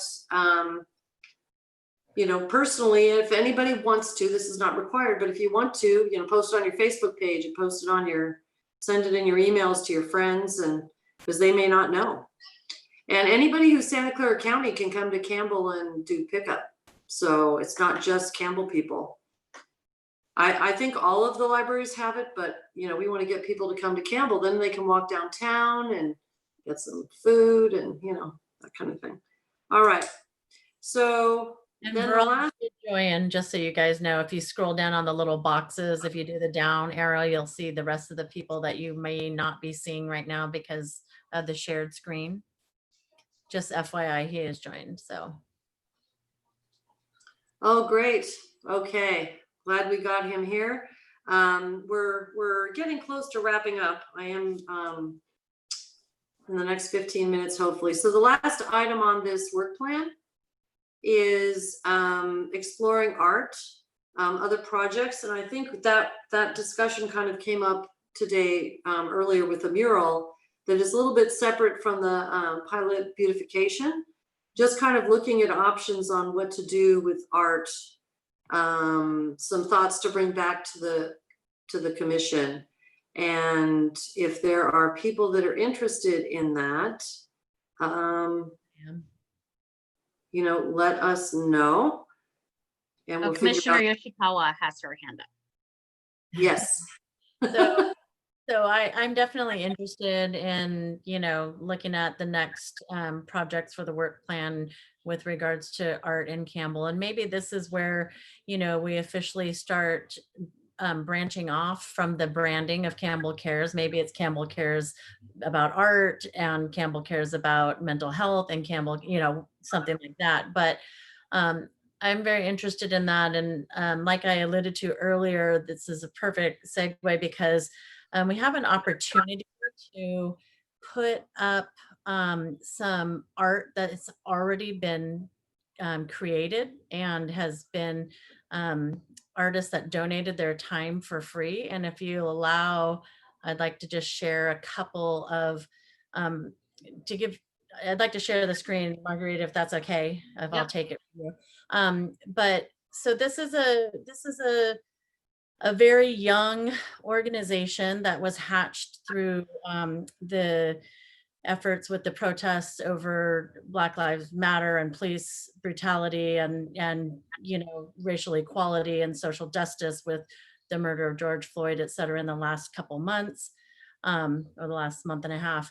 And so they have in downtown San Jose taken and created art that was able to, all the storefronts that had damage done or, you know, any kind of vandalism, whether it's writing on the windows or the doors or broken glass, et cetera, when they put up the plywood, they had a group of artists of color who came out and did these beautiful murals. And you know, San Jose really doesn't have, or even just kind of Santa Clara County doesn't have a huge African-American population when you're looking at numbers wise. But this was people of color who wanted to show support and solidarity. And so they donated their time and did these, you know, really special murals on all of these storefronts in downtown San Jose. So you can see, this is a grouping of them. And, you know, there's a ton of them, right? So these are some of the beautiful images, and talking about also what was Sarah Joy? Yeah, Sarah Joy had talked about, like, that it becomes a place that, you know, people want to look at, talk about, discuss, also take pictures in front of, and you know, and highlight on their own social media, etc. So there's an opportunity for us to kind of take this as a temporary art installation in Campbell. And I didn't know if we could do that, you know, maybe on the city green or whatever. But I'm working with the founder of the organization, and we're looking at, you know, possibly displaying these at Stanford University and a few different, you know, places. But these are just some of the images. So you can, well, this is the Instagram page, so they're not all the images, but there's, you know, also people painting and people taking pictures in front of them and, you know, whatnot. But they're all done by artists of color in full solidarity of racial equality and racial justice. So, and social justice. So I wanted to come to the commission to see if this is something that we would want to support and get behind, and also take advantage of from a, you know, just a really nice art standpoint, to have some kind of display that people can enjoy outdoors and come to Campbell and understand more of the story about, you know, what was happening in all of these places, you know, during these protests and since then as well.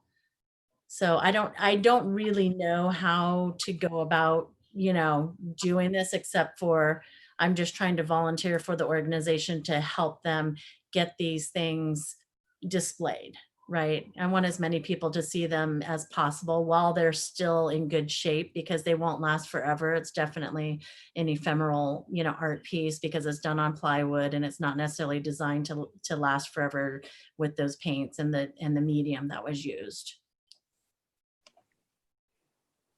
Any questions?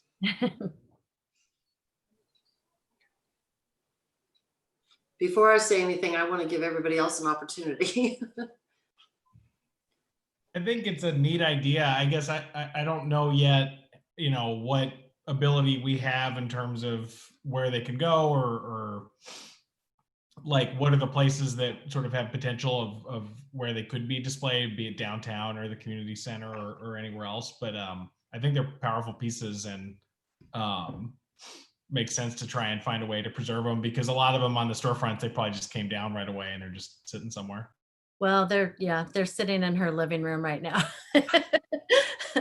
But yeah, I don't know if they're going to be able to preserve them all, because again, depending on what paint was used and, things like that. But the idea is to kind of get hopefully get some sponsorship from sign shops or glass shops that can put some kind of, whether it's plexiglass or UV barrier around them, and then create some stands, and maybe they could donate that. And then, it would just be volunteer efforts to come and move them and install them. And then there would be like a piece in either a stand in front of each one, or maybe just on the back of it, with the story of, the artist, what the title of the piece is, where it was located, what storefront, things like that. And then a little bit, then a paragraph about the artists themselves, and, what they do, and where they're from, and what their story is. So I just, I actually was thinking about what Carrie was saying about the museum and having history preserved, right? Yep. So wondering if she may have actually a good suggestion on how to find a place for those. Because here I'm thinking, we got this library, it's kind of, not much going on there. Can we get some art out there? Can we? Yeah. So maybe this is something we could partner with the museum to find the best way. I'm sorry you didn't pitch it while she was still on. Now I thought about it, but then, I know that the size of the Campbell Museum, the History Museum, and, these are No, I'm large. thinking outside. There's got to be somewhere we can leverage outside, right? Yeah. There's just got to be. And then, And I so was thinking of reaching out to, her and Sarah Joy, like after following this meeting, just to kind of, reiterate, like to share with them, bringing this up. But I just thought this might be the perfect commission to, make a decision to support an effort to do this, maybe form a subcommittee, or maybe it goes within the art umbrella, that subcommittee. And, we kind of work on finding the sponsorship for somebody who can build the bases, and somebody who can wrap plexiglass around them, and then pitch it to city council and see if that's something that they would permit. But also, the subcommittee would work with the library and the museum to see about placement. Do they want them? Do they have can they brainstorm ideas? Maybe even it's a collaborative effort with a subcommittee on CIC with the museum, library, anybody Right. else, So I would throw out or propose. So what would be nice is to have maybe on the last item on here is explore art projects. Well, you're going down the lane of something, at least I was thinking of having a space to be able to have rotating art.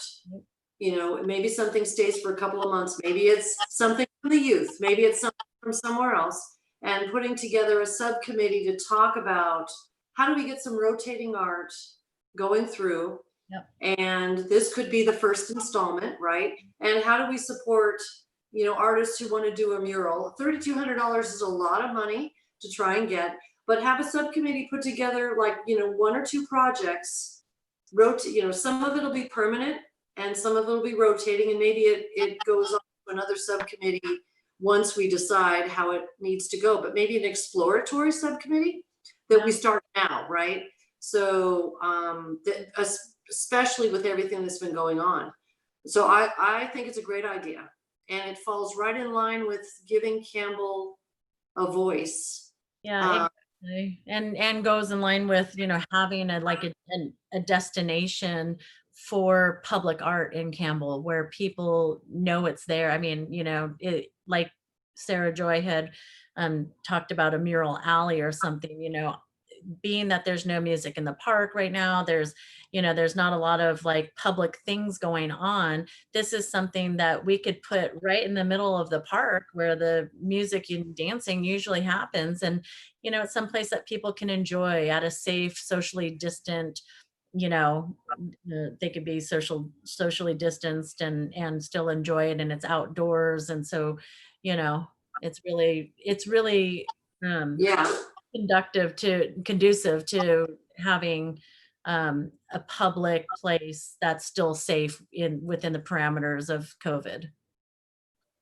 Yeah, I think it's a great idea. I think that we ought to also think, and I'm very interested in being a part of the subcommittee as well, think about, even though right now we can't even think post-COVID, but something that is sustainable. How are we going to structure the program where we have a destination that's rotating art and one that's maybe a historical topic, one that's maybe more edgy or what have you, something along those lines where we have, a sustained program beyond coronavirus that really is going to start here. This is ground zero. Right. So, I think I hear we have an agreement for having and exploring, the next art project, and that we have 2 people who would like to be part of that. To start having the conversations now and coming up with a proposal so that by the time we meet again, maybe there's a proposal that can be sent out. We can't, we don't have the option to go off and say, we want to pick this spot or that spot or whatever. There's rules and I'm not sure we know what they all are, but is there somebody else who wants to be part of the exploratory committee? And things can change over time. So, okay, great. Commissioner Fields, it would be good to get some folks who've been around a little bit and somebody new. So is everybody okay with that to get things started? Just for those who don't know, subcommittees do a lot of work, but the commission wants to be aware and helpful with whatever is going on. So transparency is what this commission has done a great job of with each other, and leveraging, thoughts and ideas, and people should feel free to do that. But there's go ahead. I just want to say there's something that was left off the work plan because we do it every 2 years, and that's social service subgrants. Oh, yes. Good catch. We don't have a subcommittee for that, but that is on the work plan. Correct. Yep. Thank you. You're right. Yeah. And what I would ask of staff after this discussion is to send us back a draft of what we talked about, and we'll ratify everything. Send a draft out to everybody if there's something that we missed or another idea that should be considered. One of the rules, just everybody remember, do not reply to all. Commissioner Fields may or may not know that. I think we talked about it for a few minutes. Don't reply to all, but when you reply back to staff, copy me as the chair. And then we can get the work plan, very much solidified. We send out what we think is a near final to ratify in September. So, okay. Now the question is, do we have enough on our plan, and is there anything else we think we should add? So I'm going to actually ask everyone, even those that are leaving, Commissioner Carpenter, is there anything that you can think of that we might want to add to the work plan that an idea that somebody might want to run with? I don't have any ideas. I just think that as each of the work plan areas are looked at, thinking about how they can be adapted to this new virtual environment that we're working in for an indefinite period of time. So even things like the Capture Campbell, the photo contest, we could still be virtual for a while now. So, how do we take the things that we've done in the past and change them to thrive in this new environment? So, but no additional new ideas right now. Okay. Commissioner Sousa. you've had many brilliant ideas. I agree. Think virtual if you can, and I love the idea of more murals and art. I just think go back to the art policy that was established 4 or 5 years ago when I was at the beginning of my time, and look at that and see what we can. I know there's a statue out there we still wanted to put in. Right. So let's work on that statue and get the murals and just make Campbell beautiful. And we may end up with multiple subcommittees for art if we have multiple projects. We may do it that way. Commissioner. Or more than one project concurrently within, Exactly. under the umbrella of art, so. Exactly. Commissioner Yoshikawa, anything else? Any other thoughts to add to the work plan that we, and we can think on it. We can send in ideas Yeah. between now and end of August. Nothing that I can think of off the top of my head. Okay. Commissioner Karajara, even though you say you're somebody else. Yeah, sorry. I mean, I goofed up on the Zoom setup thing. I was thinking it's a link that we have to join, but looks like we had to register. So I think I messed up there. So I don't have anything right now to add, but I think I'll go through some of the things that was discussed here after the notes are sent. Okay. Commissioner Kaufman. No, I don't have anything to add. I think even though things are somewhat on hold, we have our hands full with what we have, but I'll think about it too. Okay, so we'll hold with what we've got. The subcommittees, we've got the beautification awards. We can leave that, it's kind of on hold, so we don't have to do anything per se. Capture Campbell. We've got one commissioner. If there's other people that want to add to that, or we'll hold off. I think I'm up for that one too. I think that was right. fun. Okay. You, Commissioner Fields. Commissioner Fields. All right, he's in. Okay, and then Campbell Cares. You know, one of our leaders is leaving, so we'll see how we adjust that moving forward and see who the right set of people are to do that. So I would say that's kind of an open, you know, right now it's myself and Commissioner Karajuria, sorry, I say the name wrong. So that's the two of us, but we'll see what we decide that makes sense to do. But I think the work plan will be modified a little bit because it won't be all mental health. It'll be mental health and seniors and what kind of support we can do during the pandemic. So I think it'll be rewritten a little bit. And the things that we had done, a lot of the, there'll be a mental health component for training, but we'll figure out some more of that community walks and all that with the pandemic, that virtual at best, but we should reassess based on COVID how that falls out outside of art. And then street name, we'll for now just leave that with the two commissioners because not much is happening. And then we have a new, an Explore Art, I'll call it, subcommittee. And right now, Yoshikawa and Commissioner Kaufman, I'd like to hold that spot open for a new commissioner so that we can kind of, you know, bring in even more new ideas if that's okay. And then as they spawn off projects, then we'll subcommittee around those. Does that seem reasonable? You're Yes. saying the third spot. I'm sorry? You're saying you're talking about the third spot, or do you want to leave it wide open? Well, I'm talking about the third spot. We'll you know, Commissioner Kaufman and Yoshikawa they're good people to start with that. And then the third spot, let's see if a new commissioner is interested. If not, we'll figure out which old commissioner, not old age-wise, old who's been around. So, okay, we do need to wrap up. Okay, so that's what I have for the work plan. Anything else you want to add for that?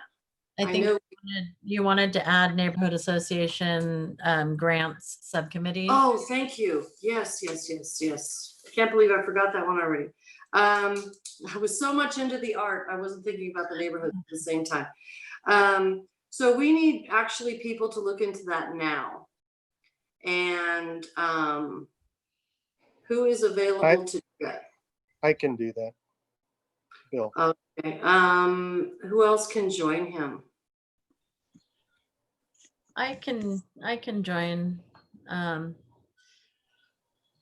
Well, you guys are kind of heavy into the art thing. Yeah, I just, I- because I've been on both sides of the grant, you know, the neighborhood association grant, it seems like it'd be kind of easy to, you know, come up with some ideas, just because I was the one who was writing the applications for 4 years with DCNA. That would be fantastic. Yeah, that's fine. Yeah, And that's, then I don't think it'll take a lot, right, Bill? We'll get I don't through think it. so. Yeah, we'll Okay. get through it. So Commissioners Kaufman, Yoshikawa, and I saw that Vero raised his hand. Is that right? Okay, so then we have 3. Thanks for all. Okay. And the request for that subcommittee is to actually start working on that now based on what you have. You do have, I think that's great, Commissioner Yoshikawa, that you want to be part of that, because you do have a lot of good feedback based on what you've done in the past. Commissioner Souza, if you were still here with us, she would have been another natural on that committee. Okay, did I miss anything else? Thank you for keeping me honest. Okay, Excuse me, Chair Hoffman, can I confirm the people that are wanting to be on each of the subcommittees? sure. Okay. For Explore Art Project, I have Yoshikawa and Kaufman. Correct. For Capture Campbell, I have Fields and Yoshikawa. Correct. For Campbell Cares, I have Kaufman and Kajaria. For Neighborhood Association, I have Kaufman, Yoshikawa, and Kajaria.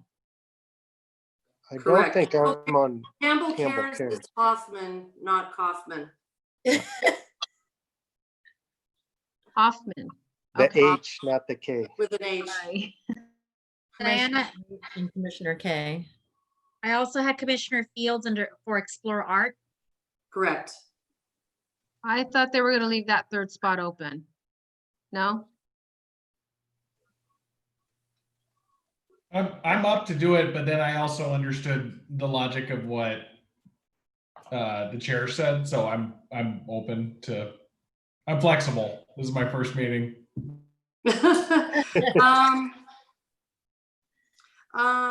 No, go ahead. Let's go ahead and just fill it, because we've got all you here to talk about it.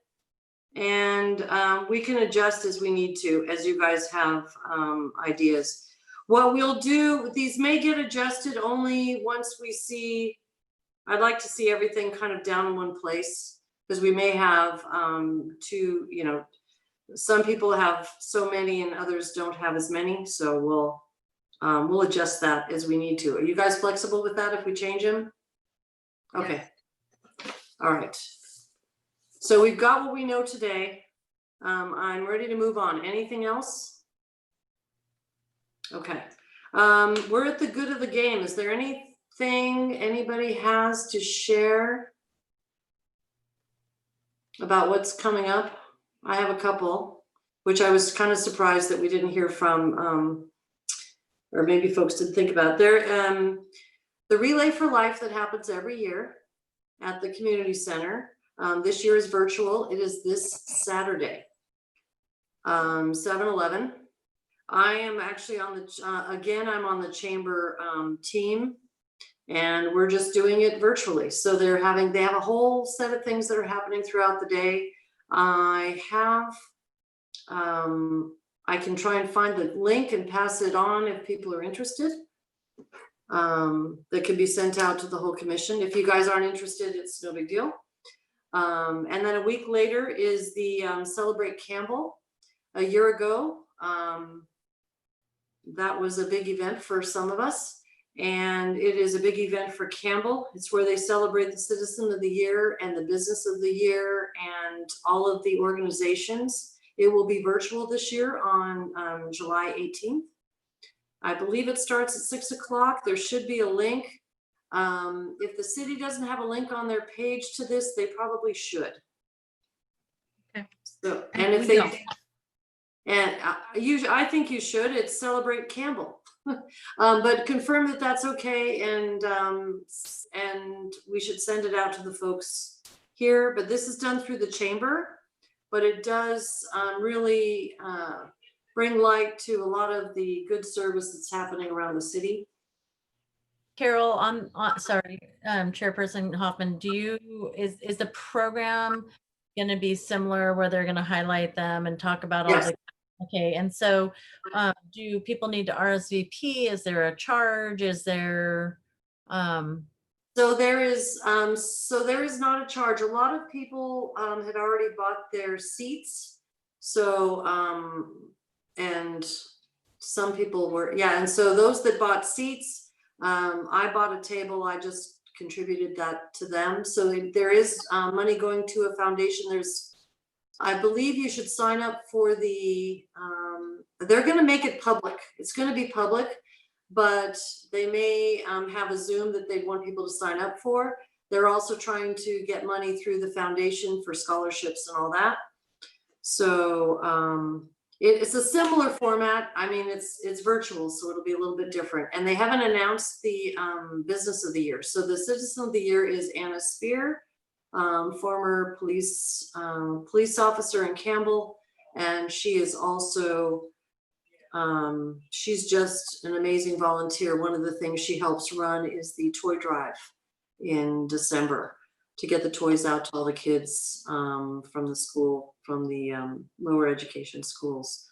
So, you know, and then all the groups, the Rotarians and the Lions and the lots of groups, they have their person of the year too. So I think it's a couple hours, so it'll be similar. It won't be all the fanfare that it's normally, for those that don't know, and Commissioner Fields may not, I mean, several other people may not have never gone, but it's kind of formal. It's a formal event where everybody gets together and celebrates, and at the same time raising money for a good cause. So yeah, and it's a great event. I've only been once when our chairperson last year was awarded the Citizen of the Year.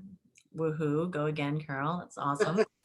For those of you who don't know or don't remember, but you know, I've only been the one time and it was a great event. So I would really highly recommend to folks to, you know, maybe if you have time on the 18th to tune into it, because it's really informative and it's a really cool event. So yeah, if you guys can send it out to the whole commission, that would be fantastic. And the chamber, if you contact Ken from the chamber, he should be able to give you the information. And find out if you can, Diana, if it's okay for you to publish it on your page. I would encourage you to do that. I intend to publicize it as much as I can. I'll publicize also the relay. These are Campbell events. These are big events in Campbell. That holding them virtually makes them a little bit different. So, all right. Any other good of the game that people can think of? Sure. I can go ahead and share that the joining the world of virtual events is the State of the City address. Mayor Landry will be giving her State of the City address virtually on Wednesday, July 29th at 6:30 p.m. We'll start publicizing all of that probably, you know, first thing Monday. But yep, it'll be her address followed by we are going to open it up to for registration if citizens want to submit a question for answering. I know that the city manager will be moderating it and senior staff will be available for questions. Great. All right. Okay, if there are no others, I will move on to, so we have subcommittee reports. Is there anything else to add to the subcommittee reports that we haven't talked about already? So anything to add for Capture Campbell or for Campbell Cares? Okay, I would like to share a closing huge thank you to our two wonderful commissioners. I'm going to miss them. I know you'll be in the community, but Commissioner Carpenter, you've had a lot happen while you've been a commissioner. You've had a couple of kids and things like that, and you have to focus on your family, so we completely understand.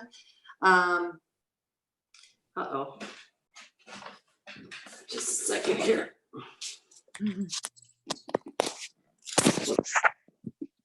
Uh-oh. Okay. We're gonna have to end quickly because I'm gonna run out of battery, it looks like. I was just told by my machine.